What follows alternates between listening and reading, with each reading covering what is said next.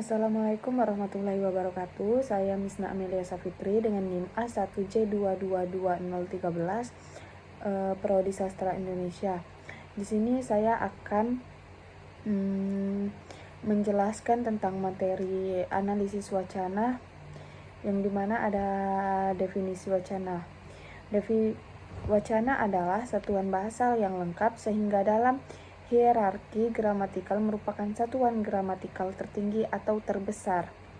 Sebagai satuan tertinggi dalam hierarki sintaksis, wacana mempunyai pengertian yang lengkap dan utuh, dibangun oleh kalimat atau kalimat-kalimat.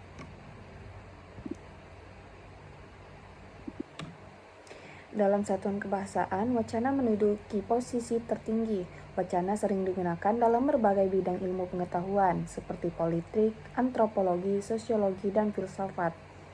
Wacana dapat berupa kata, kalimat, paragraf, atau karangan utuh yang lebih besar, seperti buku atau artikel yang berisi amanat lengkap. Bentuk penyampaiannya bisa lewat media lisan maupun tertulis yang bersifat transaksional atau interaksional.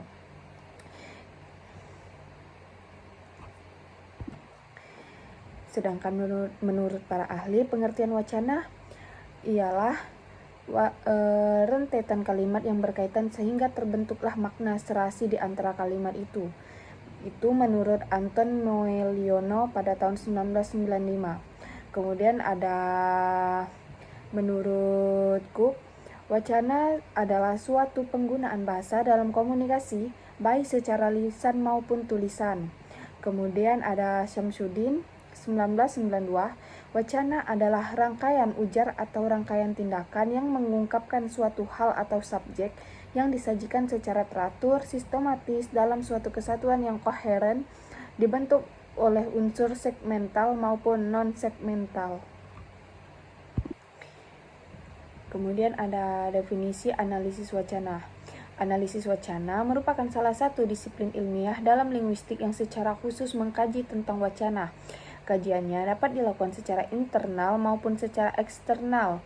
Wacana memiliki arti yaitu kesatuan makna antar bagian di dalam suatu bangun bahasa. Kemudian, analisis wacana dapat dicirikan sebagai cara mendekati dan berpikir tentang suatu masalah. Dalam hal ini, analisis wacana bukanlah kualitatif atau metode penelitian kuantitatif, tetapi cara mempertanyakan asumsi dasar metode penelitian kualitatif dan kuantitatif.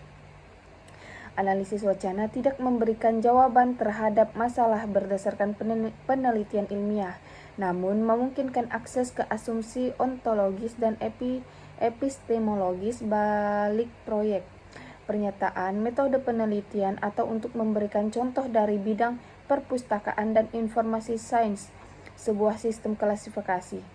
Dengan kata lain, analisis wacana akan memungkinkan untuk mengungkapkan motivasi tersembunyi di balik sebuah teks atau di belakang pilihan metode tertentu penelitian untuk menafsirkan teks tersebut.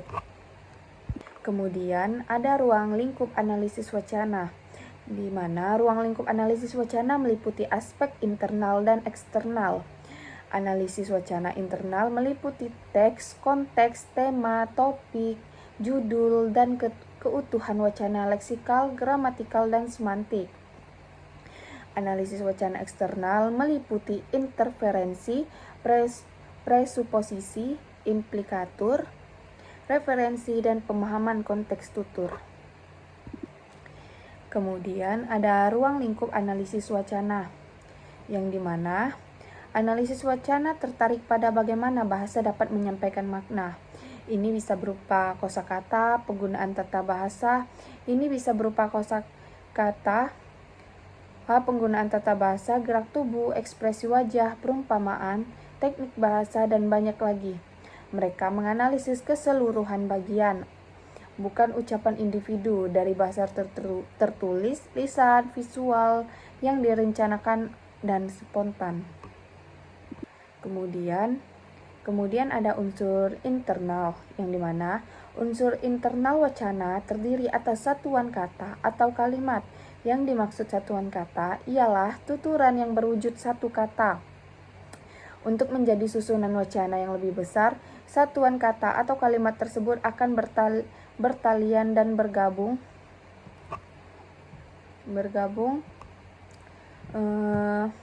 Kemudian ada kata dan kalimat.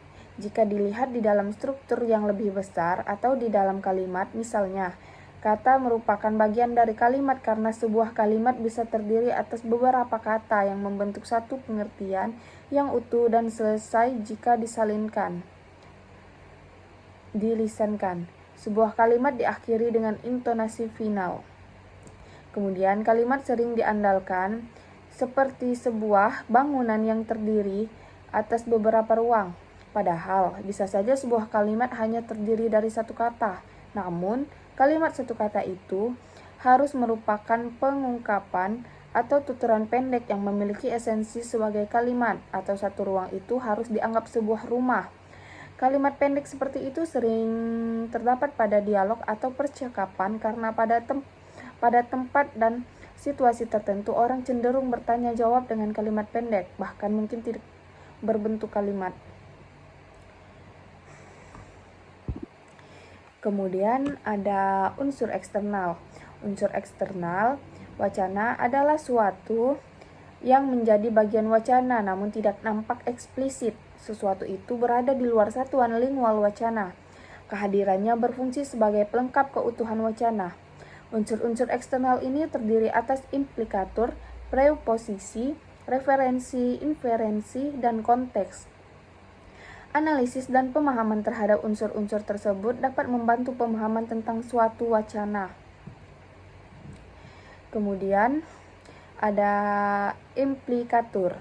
Implikatur adalah ujaran yang menyiratkan suatu yang berbeda dengan yang sebenarnya diucapkan. Sesuatu yang berbeda di sini adalah maksud pembicaraan yang dikemukakan secara eksplisit. Dengan kata lain, implikatur adalah maksud, keinginan, atau ungkapan-ungkapan hati yang tersembunyi. Kemudian ada presuposisi. Istilah presuposisi ini ialah perkiraan, persangkaan, atau rujukan. Dengan kata lain, presuposisi adalah anggapan dasar atau penyimpulan dasar mengenai konteks dan situasi berbahasa yang membantu bentuk bahasa menjadi bermakna bagi pendengar atau pembicara. Kemudian ada referensi. Referensi adalah hubungan antar kata dengan benda atau orang, tumbuhan, buku, sesuatu lainnya yang dirujuknya. Referensi merupakan perilaku pembicara atau penulis. Kemudian ada inferensi. Inferensi berarti kesimpulan.